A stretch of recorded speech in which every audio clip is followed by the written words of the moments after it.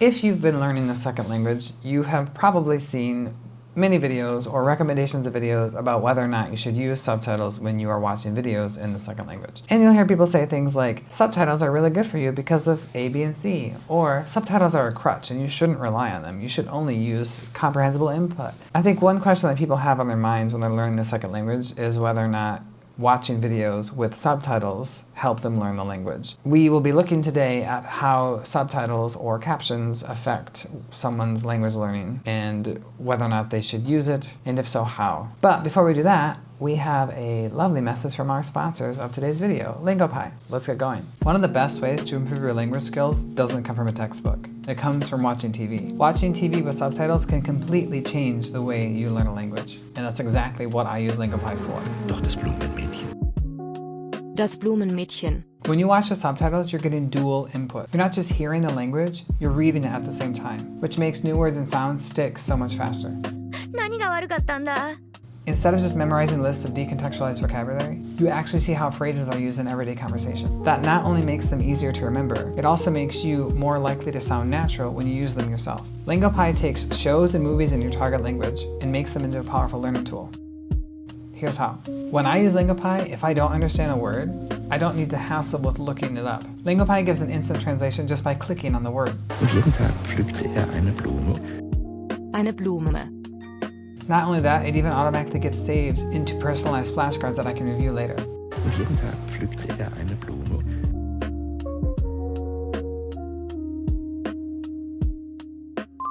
Das Blumenmädchen konnte nicht aufhören. It literally turns my binge watching into an active learning session without ruining the fun.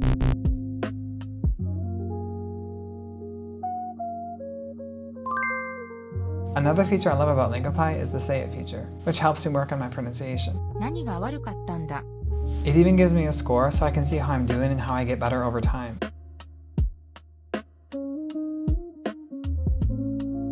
Just in the short time I've been using Linguistics, I've learned over 20 words, and I can understand them when I hear them in the shows that I watch now. Linguistics also helps keep me motivated. When I'm hooked on a good series, I don't feel like I'm forcing myself to study. I actually look forward to it, and that is exactly the consistency that is so vital to reach fluency. Subtitles aren't a crutch. Studies have actually found that using subtitles can help with vocabulary learning and with reaching greater levels of comprehension. With Linguistics, you'll be amazed at how much you pick up just by watching shows you already love. Try it for free with the link in the description.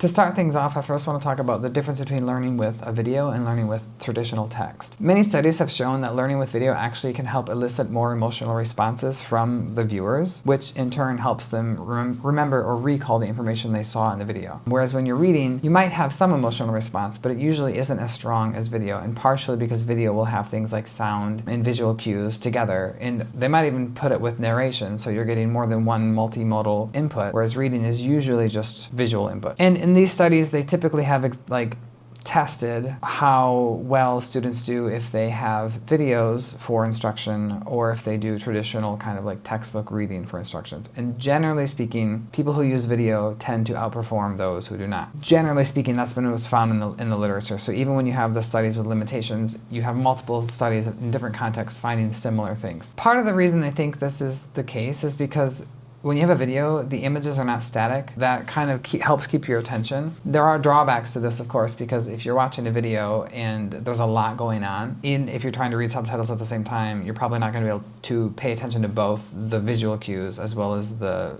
visual cues in the image and the visual cues in the words. The other thing too is if a video is played and learners have no control over the playback, so if they can't pause it or slow it down or speed it up, that's not as good as if they have control. I feel like a lot of times when we do like language learning stuff, we get involved with like things that they add clutter. I think we get like excited about something that adds clutter to our language learning and we think it's beneficial, but it like causes more problems. And I like anything that streamlines. Like even with AI, like I use AI for a lot of stuff. If I didn't know how to use it, I think it would cause a lot more issues. And I will talk about this in another video because I'm currently doing, maybe called like a pilot study. I'm doing a pilot study right now about like this, using AI for language learning. The other thing is this research shows that, at least in the case of EFL, like English as a foreign language, learners tend to prefer having subtitles over not. Now there's debate on this. just because a learner prefers something doesn't mean that it's actually beneficial for them. And there are times where learners think that they did better with subtitles when they did not. We'll get into this momentarily because it's a little more complex than should you or should you not have subtitles. So first, I think we should define what a subtitle is. In the literature, this is somewhat debated, and this is because people who do the research, you'll have people who maybe they come from different types of backgrounds, so maybe they're like psychology or psycholinguistics or sociology or whatever, like I don't know, different backgrounds, and that causes them to look at these things in different ways. Generally speaking, subtitles, which are also called like interlingual, is like when you have the L2 audio with L1 subtitles. So if you're learning Spanish and you're an English speaker, you'll hear Spanish, but you'll see English subtitles. Captions, which can also be called intralingual, is when you have the L2 audio and the L2 subtitles. But again, this is not always used the same way. Some people will just say L1 subtitles and L2 subtitles. Other people will say captions means when the subtitles say everything. So it might say like music playing or like crying sound or something like that. That's a caption, not a subtitle. But for the sake of this video, I will just be referring to L2 and L1 subtitles. Generally speaking, the research has found that subtitles in both the L1 and the L2 promote language learning just in different ways. In terms of like recall,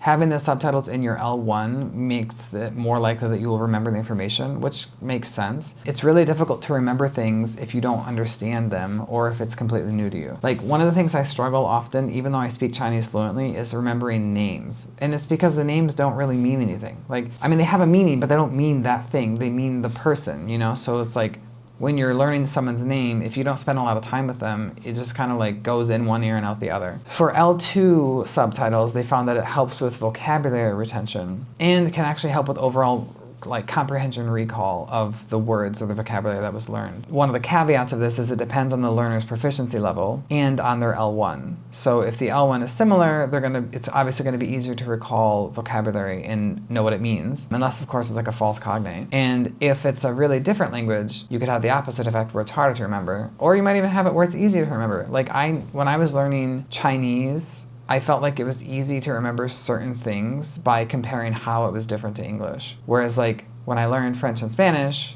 sometimes I would mix things up because they were similar to English, but they did not mean the same thing. In terms of like overall, some studies have found that L2 audio with L1 subtitles leads to better comprehension and recall, whereas others found that having L2 subtitles and L2 audio leads to better recall and retention and comprehension. So it depends, and this is partially based on your proficiency level. Learners who have higher proficiency makes it easier for them to remember and recall information because they can understand most of what they're getting. But if you're like basic or like no level proficiency and you're doing subtitles and it's in the L2, you will have a really hard time remembering what happened because there's too much new information going on. You're getting new sounds you've never heard. If you're watching something new that you've never seen before, and then also the words are new. That's one of the reasons why people suggest like if you're gonna watch something, to watch something you've already seen before, because then it's less new information, which means when there is new information, you can attend to it. And that's another thing too, if you have like cognitive overload. So if you have all new information and your level is low, that's gonna be too much for you to be able to recall what's going on. One thing that like researchers kind of note too is like you have to be careful when you're using subtitles because you don't want to over rely on them, which means like you could essentially be reading rather than listening, and part of the reason people watch things is because they want to get listening practice. So that's like something to kind of be aware of. If you have L2 audio with L1 text, like you might have split attention effect where like you're focusing more on your native tongue's like meaning of the words rather than what you're hearing, which means like you aren't really getting anything from listening because it's just passively coming in and going out. There might be some benefit, like you might be able to, you know, learn sounds or things like that, or maybe you recognize a word later on when you hear it, but you don't know what it means. But if you want to like be able to actively be learning things, you have to pay attention to what you're doing. And if you're focused so much on your L1 when you're doing it, then of course it's not going to be as beneficial. But it can be. You just have to be careful with how you do it. For example, one of the reasons I really like Chinese actually is because a lot of times they'll have Chinese and English subtitles. If you're watching something, you can see both. Granted, sometimes they show them way too fast, but if you're like, you know, on your computer, you just press spacebar to pause it and you can like look at it. That's really, I think, helpful to have both there. Otherwise, if you don't have that option and you can only choose one, usually you want to use the L1 for lower proficiency and the L2 for high proficiency. But again, they serve different purposes. Let's say you're at like an A2 and you're watching something that's at your level or like just above your level, using the L2 isn't that bad. Using the L2 subtitles isn't that bad because you'll understand most of what you're getting. And as long as it's not something that's like really intense, you know, imagine if you were watching like a really fast-paced movie and they spoke really fast and the subtitles were on the screen for a few seconds, like you're probably not going to get much out of it. Whereas if it's like slower and at your pace and you feel like you can follow along, then of course L2 is going to be beneficial. If you're doing something where like you're trying to learn content, it's probably better to use L1 because you're going to recall the information easier. Even though they found that subtitles can help, there are also studies that found that subtitles neither help nor hurt. You know, and again, there's a number of reasons why this would be the case. It depends on what you're watching, what you're doing, why you're doing it, who you are, what you want in life out of language learning. And it's kind of the same thing with a lot of stuff I talk about on this channel. Like, you need to be able to individualize your learning, and while there are things that might help people in general, there are going to be some things that help you more than maybe it would help someone else, or might help you less than it helps someone else. And so even with subtitles, it's kind of like, you have to kind of like test the waters a little bit. I want to be able to see both the English and, like when I'm doing Chinese, English and Chinese together. I like being able to see that, because sometimes translation is hard. Like, being able to translate is difficult. It's a skill, and I don't really have that skill. So a lot of times, like, I was just talking to my boyfriend today about like 你真是, and it's kind of like saying like, come on, you guys, or something like that. But like, I had to have him translate it because I know how to say it and how to use it. Like, 啊你们这样你真是, you know, or just, I don't know, but it's just things like that. Like, where it's like, I might understand it, but sometimes thinking about how would we say that in English is weird. And so having it there, somebody else professionally did it, well, assuming professionally did it, makes it a little bit easier to remember it and learn it. If you put subtitles into a video, which sounds crazy, because you're like, why would I do that? That actually is really helpful for learning. You have to watch the video, listen to the sounds, and then try to figure out what they're saying. That helps. That's really good for listening. Like, really, really good for listening. And then when you're doing that and you're making the subtitles, you have to learn the words. Now, obviously that's a little more painstaking than just doing, you know, listening and watching a video where somebody does it for you. But if you do it and you put the time and effort in, you're gonna have greater improvement in your overall language learning than you would if you just watched the videos. But again, to each their own. Some people don't like that. I kind of like those sort of tasks. I don't do them very often. But it is kind of fun to try to figure out what someone's saying, you know, when you don't know what's going on. And then also, like, when you learn new words, you might be able to ask questions. People are like, hey, what does this mean? Why did they use it this way? The research talks about like edited subtitles and verbatim subtitles. So edited subtitles are the ones that kind of like say the gist of what someone is saying, but they don't really say word for word what's going on. And the other one is verbatim, where they're saying exactly, like they're showing you exactly what people are saying. Edited subtitles have been found to help with vocabulary comprehension, but verbatim subtitles have been found to help with vocabulary production. It's probably because you have the audio example, the input of somebody saying it, as well as the visual input where you're seeing exactly what's being said, so you can link these two together, which makes it easier to remember and then easier for you to practice. Whereas if you have the edited subtitles, then of course you're gonna get the gist, but you're probably gonna fumble a little bit when you try to use it. Like, I remember, so in Chinese, usually they have like sila. Sila means like dead, but it's like, you use it as a, what do you call it? Like a qualifier for saying how, like for example, shasawala, that means sha is to scare. So like shasawala is like, you scare me to death. Or if I said like, well, I sanila, like I love you to death. But I remember when I was trying to tell somebody I missed you to death, it was just like, wa xiang sanila. And I said, wa xiang ni solo, which means like, I want you to die. But it's because like, I knew that people said it and I was around it enough, but I just couldn't like get it correct. Yeah, I remember the one time I said it to someone, they were like, what? Like, I want you to die.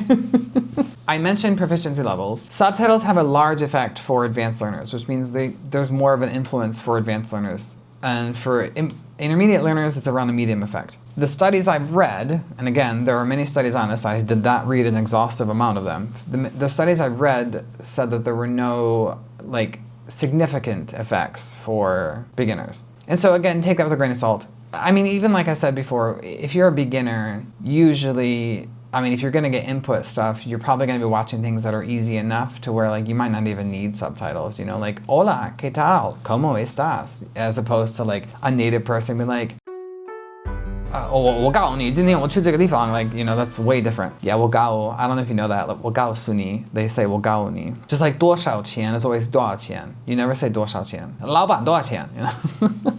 Yeah, but like obviously that you would need subtitles, whereas if I were like a beginner Chinese learner and they said 这个多少钱, like that's a lot easier to hear because they're enunciating every word. The material chosen and the task, if you have a task with it, need to align with the student's proficiency level or the learner's proficiency level. So like if you are somebody who's like intermediate and you want to learn about physics, I mean, you could do it, but you have to make sure that what you're learning is basic enough to where you will understand it in the second language. And context kind of matters. Like they found that if you are in a foreign language context, so sometimes, at least in China, people mix this up. So if you've ever heard of like ESL and EFL, ESL is English as a second language and EFL is English as a foreign language. The big difference between those two is the context. So English as a second language is in a context where English is spoken outside the classroom.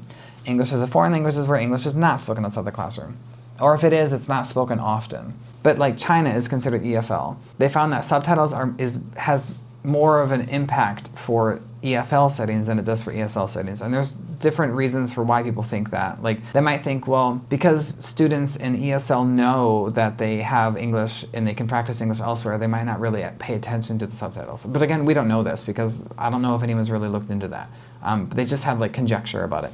Whereas like EFL, they don't have a lot of practice outside the classroom. And so then like when they get into contact with these things, they might take advantage of everything they can because they don't have the opportunity elsewhere. Other people in ESL settings might feel like they have the opportunity, so they might not really care that much if they get everything. If you are trying to manage a lot of new information at the same time, you're gonna miss things. And that's even true in your mother tongue. You know, like imagine if you're like trying to learn something new while you're also doing another thing. So like maybe you're gonna learn to juggle while you're talking to on the phone, to, like walking your mom through how to like clean the TV or something. You know, like just like trying to do those two things at once is going to overload your brain. And the same thing happens with like language. So if you have subtitles and there's a lot going on, you know, it's overwhelming. And like I said, generally speaking, advanced learners struggle less with that because they have more of a, you know, they have higher proficiency, higher vocabulary level. Like they might have more of an understanding of like grammar, collocations, idioms, those kind of things that will help them when they're learning through subtitles, whereas like a lower level learner probably will not have those things. And learners have to divide their attention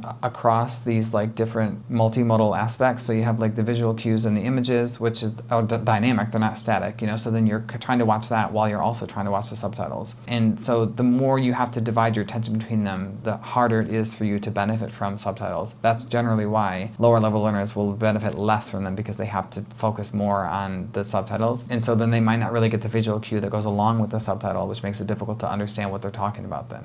One of the studies I looked at had mentioned how using intralingual, so like L2 text with L2 audio, helps learners focus on unknown words because they can see the word that they don't know, and then that helps them draw attention to it. And then they can form like initial word meaning connections. I say initial because usually the first time you see a word, you're not going to learn it. You have to see a word many, many times. And depending on how relevant the word is to you, you know, like swear words, we all learn swear words really fast because we find them very relevant to us. But if it's like something that's not really relevant to your interest or things you're trying to focus on, then it'll take a little longer to learn it. The number that Paul Nation had suggested before is like, I think it's between like 8 and 20 times in a different context. So if you see a word like 8 times in different contexts, you're more likely to remember it. But again, this depends on the word. Because some words you can learn pretty quickly, especially if it's like really relevant to your life now. If you paired narration with visuals, not with text, but like somebody narrating something, that led to deeper learning.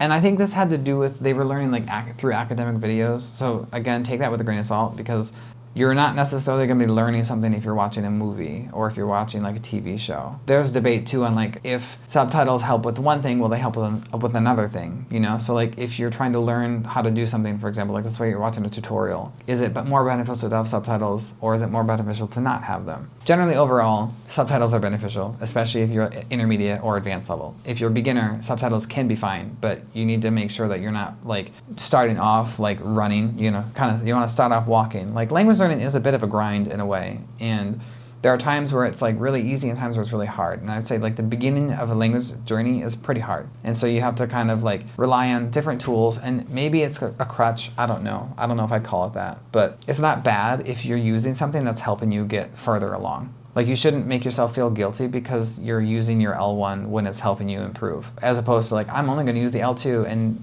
not make improvements or like demotivate myself. Again, this is very individual. Some people feel like they like the challenge, they want to do it, and they'll push through it. Other people, like myself, I don't like doing that. And if I remember when I was in like Chinese class, my teacher used to always tell me to speak in Chinese. If anyone tells me that I have to speak a certain language, I will not speak that language. I've always been like that. Like I remember her saying stuff to me before, like, you'll never get fluent. I'm like, I don't care.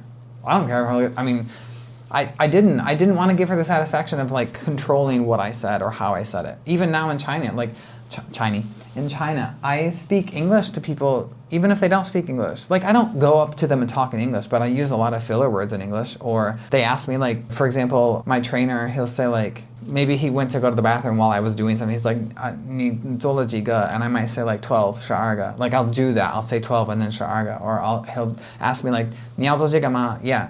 And he knows what yeah means now because I've said it enough. And yeah, you know, like, I don't understand the point of being like, you have to stick only in this one language. It's the same thing when you're learning. Like, there's no reason to say you have to stick in this one language. In terms of skills, so they found that L2 audio and L2 text help improve listening comprehension. They actually had like experiments where they tested two groups of students, and the students who had L2 listening with L2 text in the video outperformed those who did not. Or I should say outperformed those who did not have subtitles. So I guess you could argue maybe they would have done better with L1, L2. That's like one of the limitations in the studies. Having subtitles or captions, so having L1, L2, like L2 audio, L1 text, or L2 audio, L2 text, has generally been found to improve vocabulary just in different ways. Like, one helps improve recall, one helps improve like that meaning form connection when you're noticing and focusing on words you don't know. If you create subtitles, which again, that might be crazy for some people, but like that's a really good way to practice your language, really.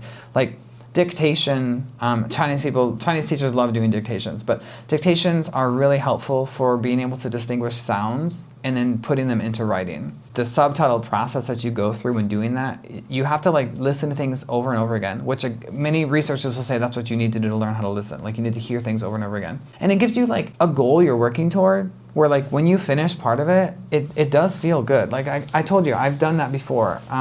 And sometimes I still do, like I'll make subtitles for things, or if I do stuff with students, I might like go through and kind of do subtitles with them. That is a hard process, but once you like accomplish it and you figure out, especially if somebody says something you don't know and you can't figure out what it is, and you finally figured out what it is, it's so satisfying to be like, I got it, and now I know that word, and I can understand it when somebody says it, even in an accent I'm not used to hearing. The important thing is that you have consistent listening routines, and that's more important than like binging.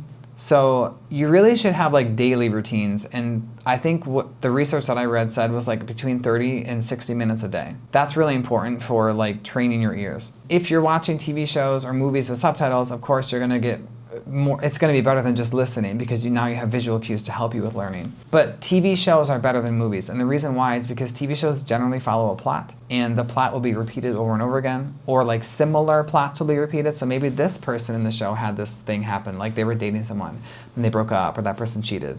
And then later on in a different season, this other character had the same thing happen. So like you're getting a repeat of these scenarios, whereas in a movie, you're not going to get that. It usually happens once and the movie's over in like an hour and a half to 2 hours. The other thing too is like re-watching, like especially if you find a really good series. Like I have re-watched Parks and Recreation, I don't know how many times. Same thing with The Office, I've watched it so many times. But if you find a series you really enjoy and you re-watch it, the re-watching is super beneficial for learning, especially with listening. It's really good for vocabulary, and it's really good for learning phonemes and the sounds of the language. Especially because like one of the things I noticed in my classes over the years is students often tell me I talk really fast, and to be fair, I do. However, if a student's level is low, I often will try to slow down to some degree. And I remember a few weeks ago, actually, there was a girl in my class who asked a question about our project that we're doing, and I spoke to her just like this. I said, well, if you want to, you could do this instead, and I think that would probably save you some time. And she said, 能说慢点吗? Which in Chinese means, can you speak slower? And I was like, I'm already speaking pretty slow. But her level was so low that she just felt like, the thing is she can understand. I think she's just, certain words I say she doesn't understand, and then she thinks that I'm talking too fast, where it's like, that's more of a vocabulary thing than a speed thing. But if I talk naturally, then of course I'm going to be connecting sounds, so then words are not going to sound like the words she knows, and that's going to make it harder. That's one of the benefits of when you're watching TV and listening, especially when you repeat, because you're going to hear those things over and over again. You should choose things that you're interested in. I mean, that probably sounds like a pretty common sense thing, but if you're watching things you're not interested in, it's really easy to be demotivated and then to kind of not get much out of it. That doesn't mean you won't learn at all. Like if you're doing it, you're probably going to learn things, but if you're not interested in it, it's going to be easy to get distracted. It's going to be easy to want to do other things and to think about other things when you're supposed to be watching and learning. The other thing is studies have found that subtitles actually helps reduce anxiety for learners, and as you know, if your anxiety is lowered, you're more likely to remember and learn things. And then if you have like contextual exposure or like prior knowledge that's connected to what you're watching, you're more likely to learn more. And that's true in general with language learning in any case. If you're a teacher, you probably know this, but you always want to to like try to connect the new thing with students' prior knowledge. And the reason why is because it kind of primes them for the new information, and then they can make connections. And that's really how you learn anyways, like through these connections. If you, for example, like we're going to talk about animals, and I review animals that we've learned before and ask you about them, you know, and maybe I bring in a connection. So maybe we talk about like horses and cows or something, and now I'm going to talk about sheep and pigs, and like they also live on a farm. Like the connection that they're on the farm can help you put the like sheep and pig with the same category as like cow and horse in terms of where they live. The more you are exposed to language, obviously the better outcomes you're going to have. I know I have videos about comprehensible input, and for some reason people think that I think it's bad. I don't think it's bad. I just think it's not all-encompassing. But obviously you need exposure and you need input to be able to learn. And part of the input is visual, like for example through reading the text. The other part is audio. You need to have audio input where you're hearing things and you're hearing people say things in ways you might not normally hear. Listening to people speak with an accent is not a bad thing.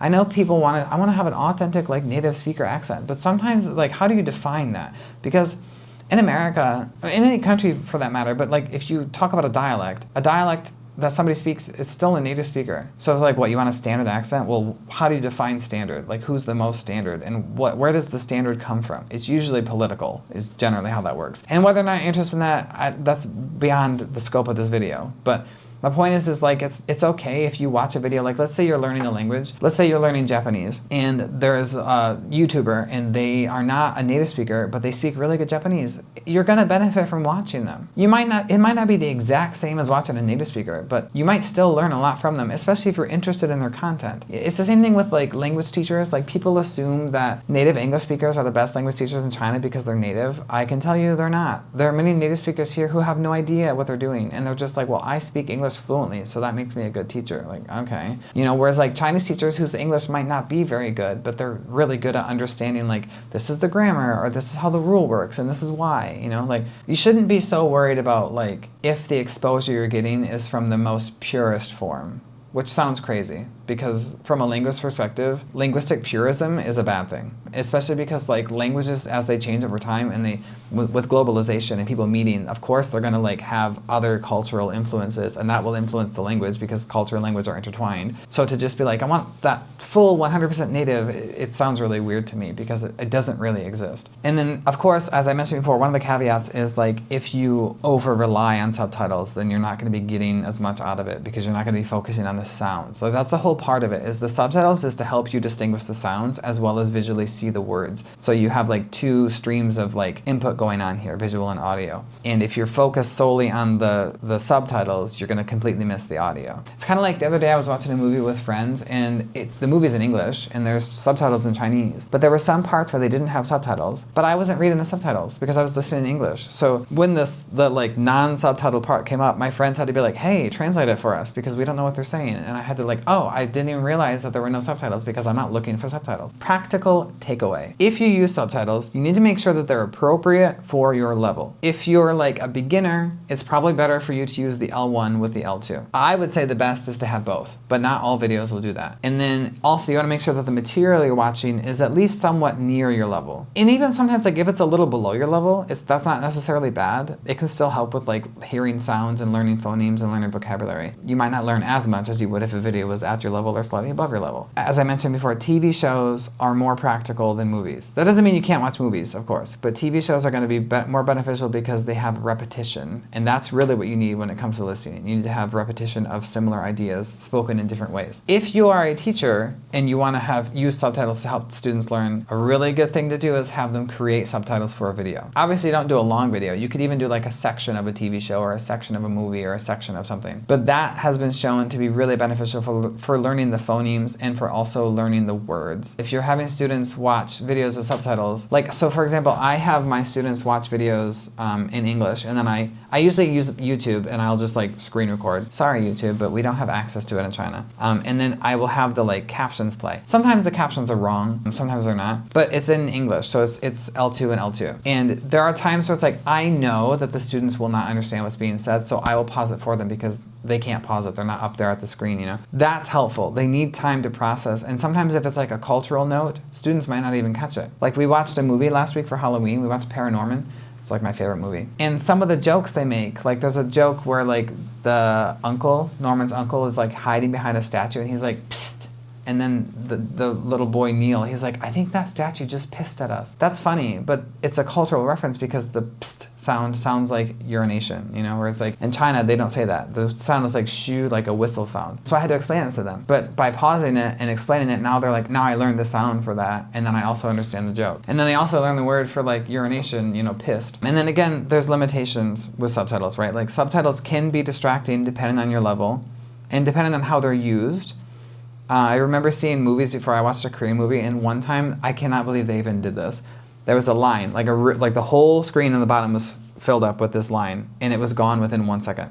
So even in English, I couldn't read it. I had to go back and like pause it. It was like, if you have a video like that, and it's constant, or they can't pause it and stop it to go back, they're not gonna get that. And it's gonna feel overwhelming, and that might even demotivate them because they're gonna feel like they're not getting what they need to get. The other thing too is some studies show that like students or viewers who watch subtitles feel like they're learning more, but they might not do much better than students who do not have subtitles. So you have to be careful with that. And like one thing I always ask my students is, you know, like if you learn something, because they'll say, I learned, and how do you know you learned? Like what evidence do you have that tells you learned? Rather than saying like, I feel like I learned, because of course you might feel that way, but you might not have learned anything. So if you feel like you learned, ask yourself, how do I know that I've learned? What can I do now? Or what, maybe it's like, well, I heard that word somewhere else and I know it now, I can understand it. Or maybe I can use that word. Or when I see it in other places, you know, things like that. That's evidence of learning. Thanks for joining me in this video. It's been quite a while. The next video I want to do, so I talked before about doing a thing on AI, and I think what I'm interested in, there's this thing called SLIC. It's like student-led, individually created course. I'm doing that now with my students, and I use AI to do it. So I kind of want to do it with you, basically. I'll do like a demonstration video of showing you what that looks like and how to do it. Because I think doing something like that, I think that would help a lot of people, because people don't know where to start when they're learning the language, or like they've been doing it for so long and they feel like they're stuck and they hit a plateau, like what do I do now? I think a SLIC is a really good way to kind of deal with those things. Sorry for being gone for so long. I had a lot going on. I'm not 100% sure, but I think my dad is, I don't know if he's getting like dementia or Alzheimer's. I don't know. He's like, his memory is going really bad. And then my mom has had, I mean, I'm not in the States, you know, but it's still like, it's kind of stressful to deal with, because it's like, because of my job, I can't just like get up and go. And so I told my mom that too, like before when I came to China, I was like, if something happens, I can't just like get up and leave. And so it's kind of stressful, because if something does happen, I'm like here, you know? And the other thing too is I've had issues at work with one of my colleagues. She used to be like a supervisor, but she's not a supervisor anymore. She's been demoted. And I think she doesn't realize that she has no power, but because she certainly still talks like she does. We got into, I wouldn't say it was a big fight, but long story short, we had like a disagreement about stuff, and I had mentioned to her I feel like she kind of uses me, because she puts my name on all of these things that she wants to do, but then like she'll give me recognition, but I don't do anything. And a lot of times it's like she just asked me to like edit her stuff, and on one of the papers she did, like my name is on the paper, I had a lot of issues with like a lot of the stuff she said in the paper, like that. I was like, you don't have any evidence for that. Well, how do you know this? And she just was like, well, you're new to research, so you don't have a right to have an opinion. Like, oh, okay. And so actually, like last time we talked, we didn't even say goodbye. She said something really stupid, and I just said no, and I walked away. So, been dealing with that stuff. Thank you for watching this video. Feel free to leave comments, and I hope to see you next time. Bye.